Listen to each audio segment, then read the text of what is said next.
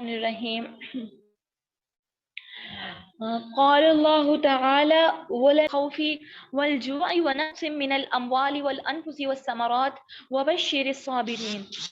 اللہ پاک قرآن مجید میں ارشاد فرماتے ہیں، اور ہم تمہیں آزمائیں گے خوف کے ساتھ، ہم تمہیں آزمائیں گے بھوک کے ساتھ، مال اولاد اور پھلوں کی کمی کے ساتھ، ان کی قلت کے ساتھ۔ اللہ پاک قرآن مجید میں فرماتے ہیں کہ جو میرے نیک بندے ہوں گے نا، جو میرے مومن بندے ہوں گے، جب ان پہ اس طرح کی آزمائش آئیں گی تو وہ اس میں وبشر صابرین، اس میں صبر کریں گے، اور وبشر، اور ان کے لیے اس صبر کرنے کی وجہ سے بشارت ہوگی، ان کے لیے خوشخبری ہوگی۔ اللہ رب العالمین ان کے تمام ٹف ٹائمز میں ان کا ساتھ ضرور دیں گے، کیونکہ ان اللہ مع الصابرین، جب اللہ صبر کرنے والوں کے ساتھ ہے، جو ان ٹف ٹائم میں، جو اس آزمائشوں میں، جو اللہ تعالیٰ کی طرف سے آئے ہوئے ان امتحانوں میں صبر کا مظاہرہ کرے گا، اس کا شکر گزار بندہ بنے گا، اس کی شکر گزاری کرے گا، تو اللہ رب العالمین اس کا ٹائم، اس کا ہاتھ ان ٹف ٹائم میں کبھی بھی نہیں چھوڑتے، اس کا ساتھ ضرور دیتے ہیں۔ جیسے کہ اللہ تعالیٰ ایک اور جگہ ارشاد فرماتے ہیں نا، لئن شکرتم لازیدنکم، اگر تم میرا شکر کرو گے تو میں تم کو اور زیادہ دوں گا۔ یہ شکر کس ٹائم پہ آیا ہے؟ عام روٹین میں تو ہم شکر بالکل کر سکتے ہیں،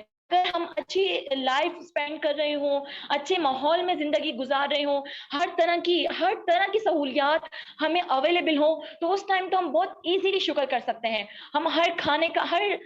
جب دن میں کھانا کھاتے ہیں تو ہر کھانے کے بعد ہم ضرور یہ دعا پڑھتے ہیں، الحمدللہ الذی اطعمنی ھذا ورزقنیہ من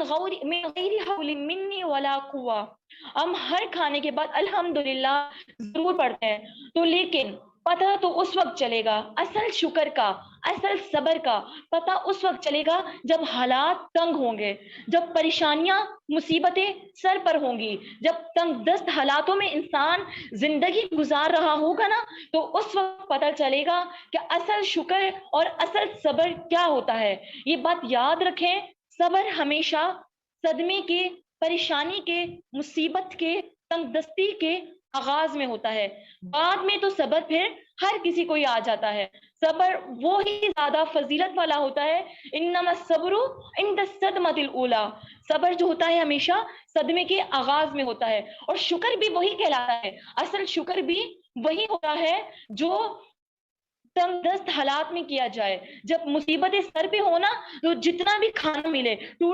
جتنی سوکھی روٹی ملے، وہ کھانے کے بعد ہی، جب وہ کھانے کے بعد جب دل سے، زبان سے الحمدللہ کا لفظ ادا ہوگا، تو یہ اللہ رب العالمین کو اتنا پسند آتا ہے کہ اللہ اس بندے کے لیے جنت الاٹ کر دیتے ہیں۔ کہتے ہیں کہ میرا اتنا فرما بردار بندہ ہے جو اتنے تنگ دست حالات میں بھی میرا شکر ادا کرنا نہیں بھولا، مجھے یاد کرنا نہیں بھولا، میری یاد سے غافل نہیں ہوا ہے۔ تو اسی کے ساتھ میں آپ کو ایک اسٹوری سنانا چاہتی ہوں۔ کہتے ہیں، اب یہ اللہ عالم کی یہ اسٹوری ریئل ہے یا فیک ہے، تھوڑا ایک فن کریٹ کرنے کے لیے، کہ ایک کپل تھا، ان کی ابھی نیو شادی ہوئی تھی، تو وہ جو ہسبینڈ تھا نا، وہ بہت ہی زیادہ، مطلب بلیک کلر تھا ان کا بہت زیادہ، اور جو وائف تھی وہ بہت ہی زیادہ خوبصورت کہہ لیں، مطلب بہت ہی زیادہ پیاری تھی۔ تو وہ ایک دفعہ کہتی ہیں، ایک دفعہ وہ بیٹھے ہوتے ہیں اپنے گھر میں، تو وہ کہتی ہیں اپنے ہسبینڈ سے، آپ کو پتا ہے کہ ہم دونوں ہی جنتی ہیں؟ تو وہ کہتے ہیں کہ وہ کیسے کہ ہم دونوں ہی جنتی ہیں؟ وہ کہتی ہے کیونکہ آپ کالے ہیں، اور آپ کے کالے ہونے پہ میں صبر کر رہی ہوں، میں صابرہ ہوئی، یعنی کہ میں صبر کر رہی ہوں، صبر کرنے میں بھی اللہ نے جنت کا وعدہ کیا ہے، اور میں خوبصورت ہوں، آپ اس پہ شکر کر رہے ہیں، تو شکر گزاری میں بھی اللہ نے صبر کا ہی وعدہ کیا ہے، تو اس طریقے سے ہم دونوں جنتی کہلاتے ہیں۔ تو دیکھیں،